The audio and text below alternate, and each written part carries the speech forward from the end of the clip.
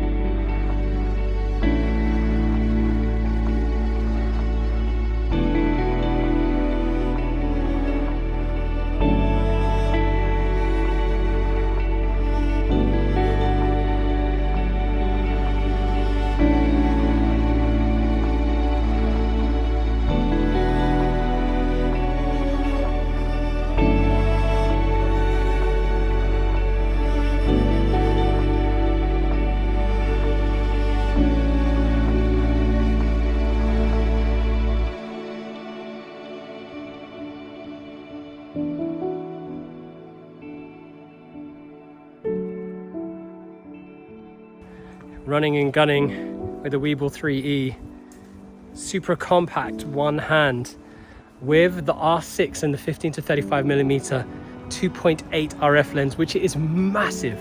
And this thing does a nice kind of smooth follow through as well. I've noticed it just does so well. Look at that. Shoom.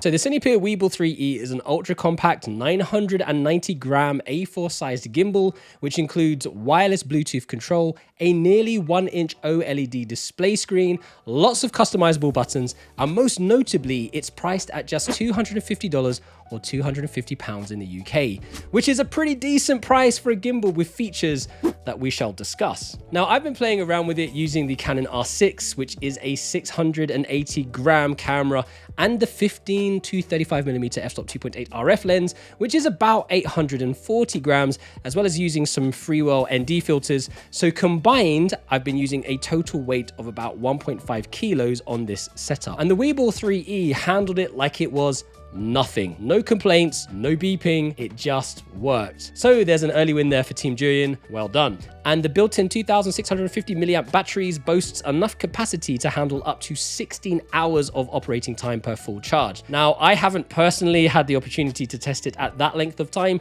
but it sounds pretty impressive. You can also operate it while charging via some sort of power bank, you know, if you need over 16 hours of use. I think my arm would be dead after that amount of time, unless it was on a crane or something like that. But we digress. You can shift from horizontal mode to vertical shooting mode for all your TikToks and Reels and Shorts videos. And I don't even know why I'm laughing about this, because I'm shooting more and more vertical content these days. So this feature is actually really quite useful. Unlike its predecessors, you have locks on each of the different axes, or axes.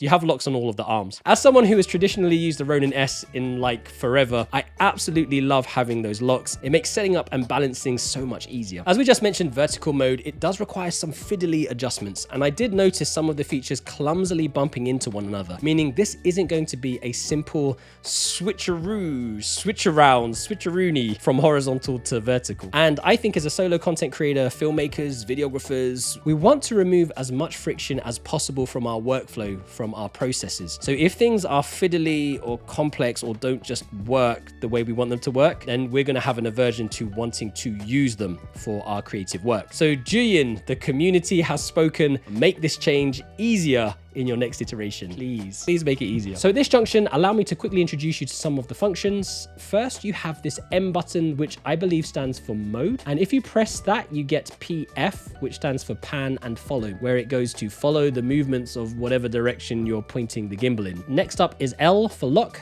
This option will keep your gimbal locked on point no matter which way you move the gimbal. F stands for follow mode and will follow the pan and tilt directions. If you double click the menu button, you get even more options. Double click it once and you get POV, or the point of view mode. Double click it again and you get V, which is vortex mode, where you can hold the gimbal vertically and do this vortex effect. Next up is P, which stands for portrait, and this is used for the vertical shooting mode. You'll see a horizontal scroll wheel underneath the trigger button, which you can use to control the roll, the pitch, and the yaw. You can also turn this option off if you want. With the trigger button here at the top, you can double tap to go back to the default position.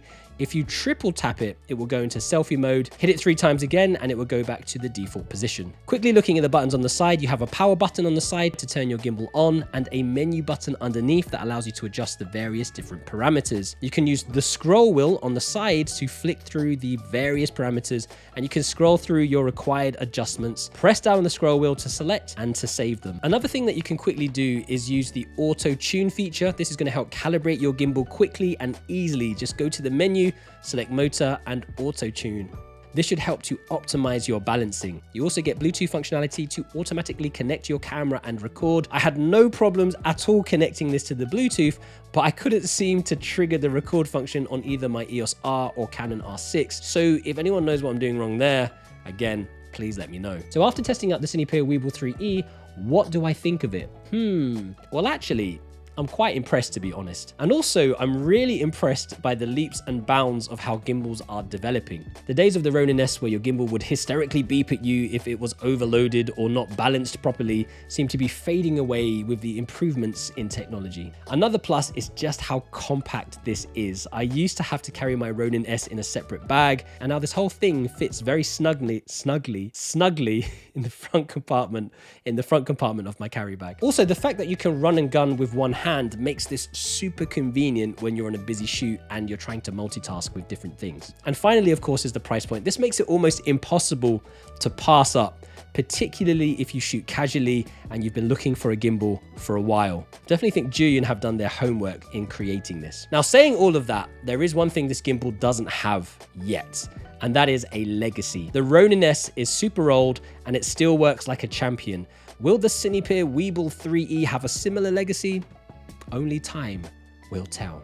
Wow, we just turned it into a story time. Those are my thoughts on the WEEBILL 3E. I want to know what you think. Are you looking for a new gimbal? Are you swayed by the ìnspìre WEEBILL 3E's price point? Or are you looking at something else completely different? Let me know in the comments section below. And now that you've watched this video, check out my review of the Zhiyun WEEBILL 2 over here, or this video over here that YouTube thinks that you should watch.